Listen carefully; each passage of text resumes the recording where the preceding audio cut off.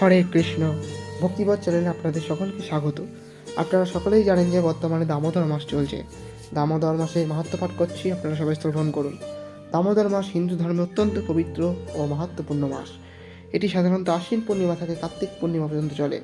এই মাসে শ্রীকৃষ্ণ অনেক দামোদর লীলা করিয়েছেন। এই মাসে মা যশোদা শ্রীকৃষ্ণকে দড়ি দিয়ে বেঁধেছিলেন, তাই ভগবানকে দামোদর বলা হয়। দাম মানে দড়ি, উদর অর্থ পেট। কার্তিক মাসে ভগবান শ্রীকৃষ্ণ অত্যন্ত প্রিয়তম মাস।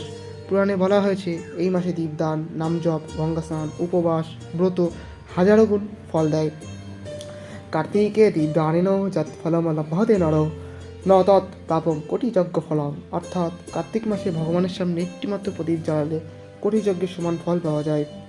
একাদশী ও তুলসী পূজার মাহাত্ম্য। এই মাসে একাদশী পালন, তুলসী পূজা এবং রাধাকৃষ্ণ সেবা করলে বিশেষ ফল পাওয়া যায় বলে মনে করা হয়।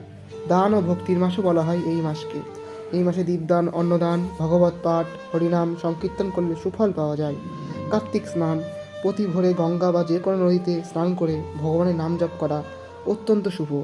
যাদের কাছে নদী বা কোনো জলাশয় নেই, আপনারা স্নানাগারে স্নান করবেন এবং 3 বার গঙ্গা গঙ্গা গঙ্গা বলে স্নান করবেন। এই মাসে তুলসী পূজা করলেও অনেক পাপ ক্ষয় হয় বলে জানা যায়। অর্থাৎ এক কথায় বলতে গেলে প্রতিদিন ভোরে স্নান ও শুদ্ধতা বজায় রাখা, তুলসী দেবীকে জল দেওয়া ও প্রদক্ষিণ করা, দামোদরাষ্টকম পাঠ করা, দীপ দান করা, হরিনাম ও ভগবত শ্রবণ, দান, বিশেষত অন্ন ও বস্ত্রদান।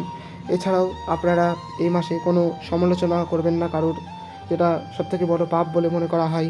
এছাড়াও কোনো জীব হত্যা করবেন না। অনেকের বাড়িতে কেন্দ্র সহ শুয়োপোকা সহ বিভিন্ন জীব আসে, অনেকে সেগুলো হত্যা করেন, কিন্তু আপনারা এই মাসে হত্যা করবেন না। সো আপনারা সকলেই দামোদর মাস পালন করুন। রাধে রাধে।